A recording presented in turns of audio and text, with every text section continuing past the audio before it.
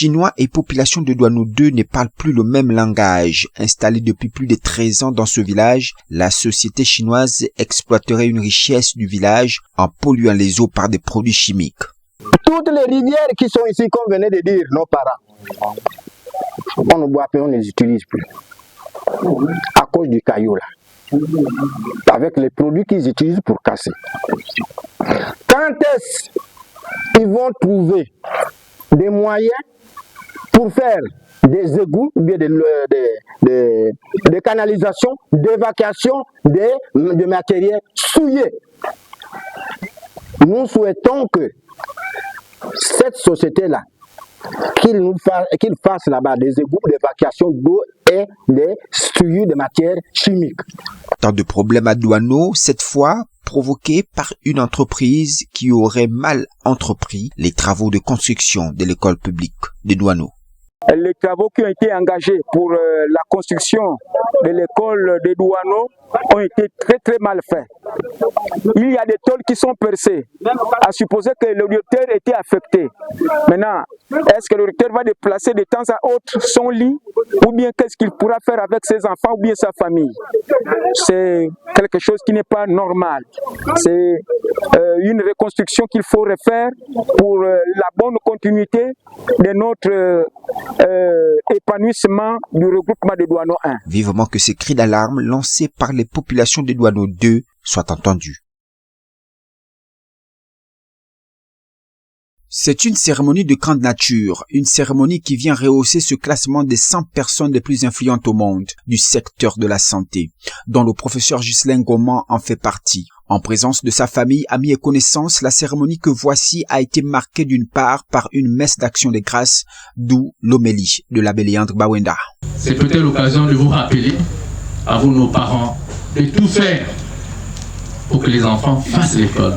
Des cadeaux du cœur, des associations et coopératives ont également marqué ces instants fraternels. Occasion pour la fierté du village de revenir sur les efforts consentis pour la lutte contre le paludisme. Le paludisme, c'est une maladie que je suis sûr que tout le monde qui est ici, soit a déjà eu soi-même, soit a eu un parent qui a eu le palu. Et malheureusement, nous avons eu aussi certainement à connaître des personnes, surtout des enfants, qui sont décédés à cause du paludisme. C'est un problème qui est vieux, mais qui est malheureusement toujours actuel. Et la résistance arrive, c'est lorsque nous ne terminons pas les traitements. Si un traitement doit être pris pendant 7 jours, et nous le prenons en 3 jours, comme on n'a pas terminé le traitement, ce qui va se passer, c'est que le microbe, ceux qui ne sont pas morts, ils connaissent maintenant le médicament, donc ils vont développer de la résistance et c'est ça qui va faire qu'on ne puisse plus se soigner avec ce même médicament. Autour d'un repas offert par la famille, la fête s'est vue être grandiose au rythme de ces chants culturels.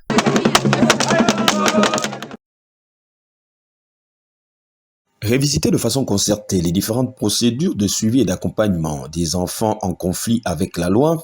Objectif de cet atelier à l'intention du système provincial de protection de l'enfance organisé par le ministère des Affaires sociales chargé de la protection de l'enfance et de la femme avec l'appui technique de l'UNICEF. Il était question pour les acteurs de s'asseoir et de partager, de communiquer sur leur expérience sur le terrain afin de harmoniser les connaissances. Souvent on travaille de façon isolée, mais il était important d'avoir tous ces acteurs au même endroit, histoire également de resserrer les liens et de faire tomber certaines barrières. Qu'on soit des affaires sociales, qu'on soit du tribunal, qu'on soit des OPJ, on forme un pour la garantie du respect des droits des enfants. La question de l'addiction aux drogues reste l'un des fléaux majeurs rencontrés auprès des enfants, ce qui nécessite des approches différentes. La consommation des stupéfiants, la délinquance juvénile, donc la démission parentale également qui se place un peu comme le facteur majeur, le problème des mineurs en conflit avec la loi. Donc nous sommes là, assis tous ensemble pour pouvoir encore réitérer tout ce qui doit être fait sur le plan juridique. De manière pratique, chacun dans son champ. Par exemple, au magistrat, nous avons dit que c'est bien de condamner les dealers, les trafiquants de stupéfiants, mais les enfants, on leur place dans les familles, à l'école, qu'avant de sanctionner, de faire preuve d'empathie, de compréhension et de respecter les droits fondamentaux de l'enfance. Magistrats, officiers de police judiciaire, agents de police judiciaire, travailleurs sociaux, membres de la société civile ont mis à profit ces 3 jours de partage d'expériences pour des actions plus efficaces. Le voyage a débuté par une immersion au cœur de l'emblématique hôpital Albert Schweitzer. Les stagiaires en rang discipliné ont été conquis par l'héritage laissé par le Grand Blanc. Nous sommes très impressionnés d'un parcours d'un homme exemplaire. Nourri à la sève des connaissances des différents guides, et nous avons beaucoup appris durant cette visite. C'est une fierté de voir comment aussi les Gabonais aujourd'hui puissent garder cet héritage touristique historique. Au complexe industriel de Lambaréné, un des fleurons industriels du pays, ils ont, avec une grande délectation, touché du doigt le processus de fabrication d'huile de palme. L'étape de Lambaréné s'est achevée avec enthousiasme. Le voyage d'études s'est ensuite poursuivi dans le département de Tamba-Magoti, à l'école des officiers de Mandilou, près de Fougamou, qui forme les futurs dirigeants militaires. Depuis sa création en 2014, 500 officiers gabonais et d'autres nationalités ont été formés. Des présentations sous les regards vigilants des stagiaires ainsi que de leur directeur, le général Mouissi. Le village touristique de Tamba-Magoti, un des hauts lieux touristiques naturels actuellement au Gabon, a constitué l'ultime phase. Bienvenue à Tamba-Magoti, village touristique créé il y a bientôt 3 ans. Dans un phénomène émotionnel, les stagiaires et leurs encadreurs ont apprécié l'aspect pittoresque de la région célèbre pour ses chutes et ses mystères. Un lieu où la beauté naturelle croise l'authenticité culturelle. Pour moi particulièrement, qui aime bien la nature, qui tombe vraiment en. Un site magnifique qui a permis de faire découvrir un des joyaux du Gabon à nos stagiaires étrangers, et des moments aussi de réflexion, puisque ce matin nous étions à l'école nationale de formation des officiers de Mandilou. Une sortie inédite dans le pays qui valait bien le détour avant de se conclure à Mouila. Peu après l'ouverture des travaux par le gouverneur de la province du Haut-Ogooué de la toute première session de l'actuel conseil municipal de Franceville, les conseillers sitôt sont passés à l'examen point par point du projet de budget porté à leur appréciation. Au terme d'une journée pleine, les conseillers unanimes ont voté un budget arrêté à plus de 2 milliards de francs CFA. C'est un maire totalement satisfait. Ce budget n'est plus le projet du maire, ça devient le budget de la commune de Franceville avec tous ses conseillers municipaux. Oui, à l'unanimité. Je pense que nous avons pris tout notre temps. Et c'est un travail en amont qui a été, je pense, bien fait, parce que nous avons impliqué tous nos collègues membres du bureau du conseil municipal. Et pour un développement harmonieux de la cité, le conseil municipal entend prendre appui sur un plan coordonné. Les mairies deviennent des entreprises. Il faut que nous soyons capables de créer de la richesse pour assurer nous-mêmes notre propre développement. Et des projets rentables, nous en avons. Ce budget 2026, de l'avis des conseillers, il tient effectivement compte des préoccupations de Francevillois. Un budget qui sonne l'ouverture d'un nouveau challenge pour Franceville. Donc ce travail a été long mais utile. D'autres projets encore qui pourront permettre à la mairie de s'autonomiser en sautant de décentralisation. De bonnes orientations pour la mairie de Franceville avec un accent particulier sur le social. C'est une nouvelle gestion avec une approche nouvelle et dynamique. Les travaux ont pris fin par la signature d'une trentaine de délibérations présentées par le président du conseil.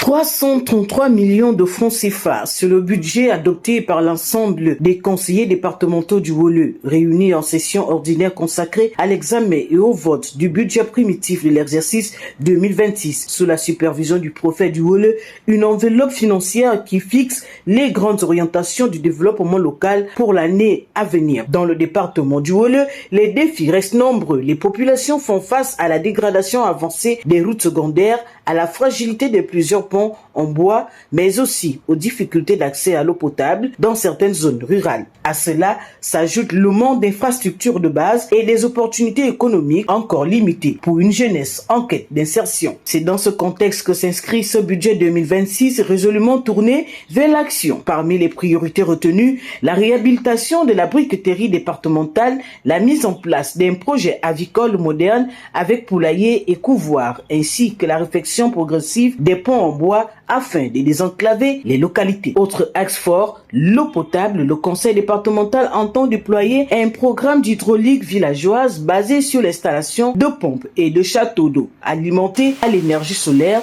pour améliorer durablement l'accès à l'eau dans les villages. Sur le terrain, les attentes des populations restent fortes. Routes praticables, accès aux services sociaux de base, soutien à la production locale et création d'emplois pour les jeunes. Avec ce budget, les autorités départementales affichent leur volonté de transformer les priorités en actions concrètes et de donner une nouvelle impulsion au développement du Wolo. Au grand marché de Lomé, Edwige Santana vient contrôler les ventes dans sa boutique. Bonjour Nora, comment ça va? Alors comment ça se passe ce matin? Un commerce transmis de mère en fille depuis sa grand-mère, Judith Bocco, célèbre Nana Benz dans les années 70. Mais aujourd'hui, Edwige craint pour l'avenir de son commerce alors que le marché est envahi de contrefaçons chinoises. Il y a des classiques que nous avons qui sont copiés. Maintenant, il y a les nouveaux dessins que nous appelons la collection qui vient soit chaque trimestre, qui sont copiés. Ça, c'est le nouveau dessin qui est là depuis 3 semaines. Mais ce dessin-là, d'ici mois d'avril, mi-avril ou fin avril, ça se retrouvera sur le marché, dans les petits prix. Le wax hollandais mise sur son image et la qualité de son tissu pour rester leader. Mais la majorité des Togolaises préfèrent désormais les alternatives à bas prix.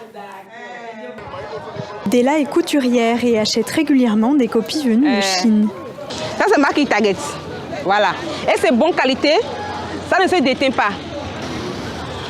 Et ça, 3 pailles, c'est à 6 500. Par contre, Visco, 3 pailles, c'est à 60 000, 80 000, 3 pailles. Voilà. Même dessin, même couleur, parfois même logo. La marque Vlisco enregistre pourtant chacun de ses tissus à l'Organisation africaine de protection intellectuelle. Edwige Santana et les descendants des Nana Benz appellent le gouvernement à faire appliquer la loi. À 11h ce vendredi, un hélicoptère se pose, fait rare depuis 1 an et demi, sur le tarmac de l'aéroport de Goma. 3 semaines après avoir succédé à Bintou Keïta, James Swan, le nouveau patron de la mission de l'ONU en République démocratique du Congo, atterrit dans la ville sous contrôle de l'AFCM 23, dans le cadre de sa première tournée dans l'est du pays. Ma présence ici vise d'abord à rencontrer nos équipes, à écouter leurs analyses, à échanger avec les autorités de facto et à examiner les conditions concrètes dans lesquelles la MONUSCO peut poursuivre son mandat. Sur le réseau social X, les rebelles lui souhaitent la bienvenue. Ils appellent à la réouverture des banques dans les territoires sous leur contrôle et alertent sur ce qu'ils qualifient de massacres en cours dans les régions d'Ouvira et de Minembwe. Ce que les autorités de l'AFCM 23 ont présenté à l'ambassadeur Swan, c'est aussi la demande, la requête express d'établir un pont aérien au titre humanitaire pour aider la population qui est sous des bombardements quotidiens au plateau et au moyen plateau, surtout particulièrement Minembwe. Parmi les dossiers sur la table, la réouverture de l'aéroport de Goma, fermé au public depuis la prise de la ville par la FCM 23 en janvier 2025. Il y a 2 mois, l'hélicoptère de la chef par intérim de la MONUSCO, Viviane Van de Per, atterrissait dans la principale ville du Nord Kivu. Elle avait alors dit son espoir d'une réouverture progressive, sans succès jusqu'ici. Nous avons salué les avancées vers la signature du protocole sur l'accès humanitaire et la protection judiciaire et encouragé les parties à maintenir leur engagement afin de conclure rapidement cet accord, en vue de mettre fin aux souffrances des populations civiles affectées par le conflit. Malgré la fragilité du cessez-le-feu, un premier convoi de réfugiés congolais ayant fui Ouvira après sa prise par la FCM 23 en décembre dernier a été rapatrié du Burundi hier, avec l'aide du Haut-Commissariat aux réfugiés. La représentante de l'instance onusienne affirme que la zone, repassée sous contrôle gouvernemental depuis, est désormais sécurisée.